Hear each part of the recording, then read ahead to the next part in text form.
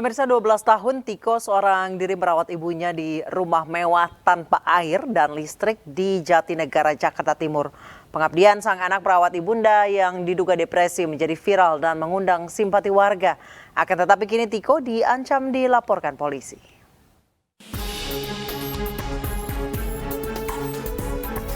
Tiko pemuda yang viral karena merawat ibunya yang mengalami depresi selama 11 tahun di rumah mewah terbengkalai di Jakarta Timur, kini diancam dilaporkan polisi. Selain itu, menurut informasi terbaru, Tiko diprotes oleh keluarga besar sang ayah, Herman Muji Susanto. Tiko diduga menceritakan hal yang tidak benar kepada publik. Kini Tiko pun diancam akan dituntut secara hukum jika memviralkan kisah mengenai sang ayah, Herman Muji Susanto.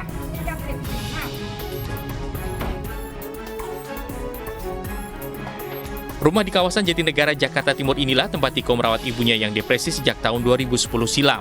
Setelah viral, rumah ini dibersihkan petugas dan warga. Sebelumnya Tiko dan ibunya harus tinggal di rumah ini tanpa listrik dan air karena listrik dicabut setelah 1 tahun ayahnya meninggalkan rumah. Bahkan Tiko harus berhenti sekolah karena tunggakan biaya sekolah yang mahal. Sang ibu diduga mengalami depresi setelah ditinggal sang suami sejak tahun 2010 silam. Kurang tahu juga sih ya, mungkin karena kepergian papa dan kondisi-kondisi yang begitu mendadak kan kolaps usahanya, mungkin itu juga. Kalau dulunya usaha apa Mas Tiko? Mama sama papa tuh rekanan departemen keuangan gitu. Awalnya kenapa sih Mas, kenapa nggak dibawa gitu langsung ke rumah sakit dari awal? Karena emang sebenarnya niatanku dari awal itu ngerawat ibu aja, kondisinya seperti itu pun ya ngerawat jalan aja terus tanpa diobatin di rumah sakit gitu. Saat ini Ibu Eni menjalani perawatan di Rumah Sakit Duren Sawit, Jakarta Timur. Nantinya Tiko akan terus merawat ibunya di rumahnya setelah kondisi rumah sudah layak huni.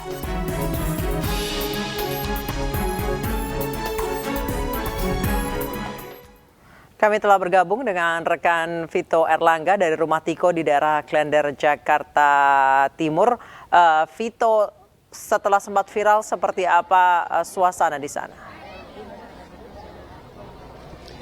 Ya, Anissa dan pemirsa, dapat kami laporkan pasca viralnya kisah Tiko dengan ibunya saat ini kepadatan masih terus terjadi di depan rumah Tiko di bilangan Jalan Paron nomor 48, Klender, Jakarta Timur. Seperti yang Anda lihat di layar kaca Anda, Anissa, ini merupakan antusiasme warga yang bersimpati atas kisah dari Tiko dan Ibu Eni yang notabene adalah ibunya.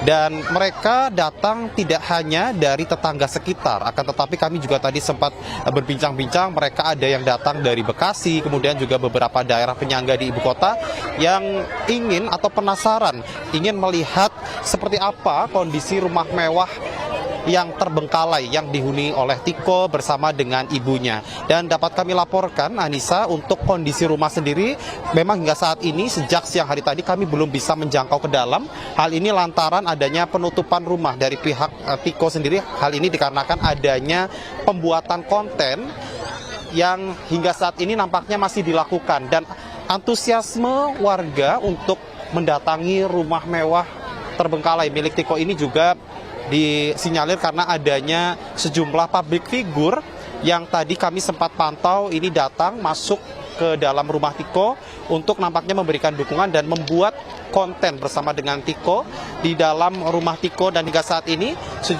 hal ini tentunya membuat warga penasaran dan akhirnya mendatangi rumah Tiko. Dan tadi kami juga sempat melihat adanya sejumlah perbaikan yang nampaknya masih terus berlangsung di depan rumah, yaitu adanya perbaikan akses air di rumah Tiko ini. Kami tadi sempat memantau ada beberapa petugas yang nampak memperbaiki pompa air untuk akses air di rumah ini. Namun untuk listrik kami belum mengkonfirmasi apakah perbaikan ini sudah mulai dilakukan, dan kami juga belum bisa mengkonfirmasi apakah pompa air ini merupakan bantuan dari PDAM atau dari pihak-pihak tertentu. Namun yang perlu kami sampaikan bahwa adalah sejak beberapa hari yang lalu dari petugas pemadam kebakaran, kemudian juga dari pihak PPSU serta dibantu oleh warga sekitar, ini sudah bahu-membahu membersihkan kediaman rumah Tiko. Dan berdasarkan informasi Yang selintas kami terima dari para tetangga untuk kondisi rumah di dalam sendiri saat ini sudah 90% layak huni, artinya sudah bersih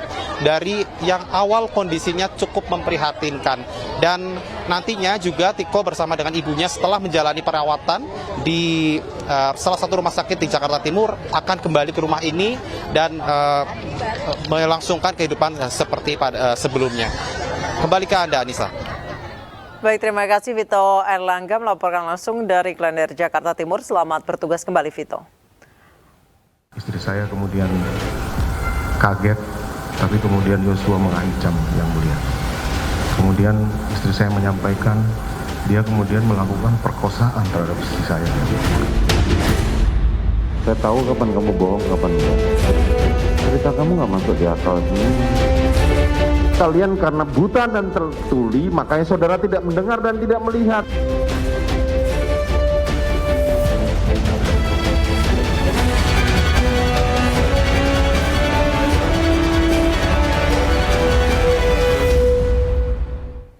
Mantan Kadif Propam Polri Verdi Sambo mengaku tidak menyangka tindakan yang dilakukan ajudannya Brigadir Yosua dapat merusak skenario pembunuhan yang telah dirancangnya. Skenario yang dirancang Verdi Sambo berantakan karena CCTV yang ada di pos satpam dekat rumah dinasnya menangkap momen Yosua sedang berjalan ke arah taman ketika Sambo sampai di rumah dinas.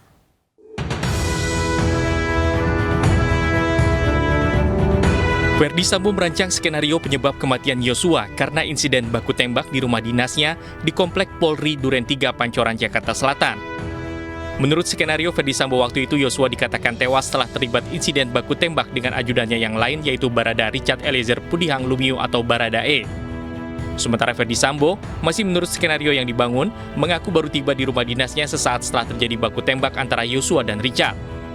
Namun skenario yang dirancang Verdi Sambo itu berantakan karena kamera CCTV yang berada di pos satpam dekat rumah dinasnya.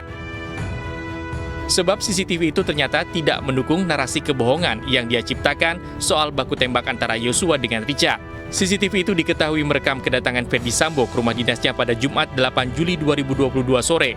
Dalam rekaman itu pula, tampak Yosua masih hidup ketika Verdi Sambo tiba. Itu Yang Mulia, saya cuma mengharapkan ada rekaman terkait dengan peristiwa yang saya harapkan waktu itu bisa mendukung skenario saya. Karena waktu itu saya tidak menyangka bahwa Yosua ini ternyata begitu saya masuk dia jalan ke taman. Mungkin karena takut lihat saya gitu. Itu di luar prediksi saya. Makanya saya pikir ya lakukan aja tugasnya seperti itu. Menurut pengakuan Verdi Sambo, dirinya baru mengetahui isi rekaman CCTV itu dari laporan anak buahnya beberapa hari setelah peristiwa penembakan. Mengetahui video tersebut bisa membongkar kebohongannya, Verdi Sambo lantas memerintahkan bawahannya untuk memusnahkan rekaman CCTV itu. Kalau saya tahu dari awal, pasti dari tanggal nggak akan ada perintah ya? Nggak akan ada perintah cek dan amankan kalau saudara saya sudah tahu dari pasti awal. hancurkan sendiri Yang Mulia. Itu.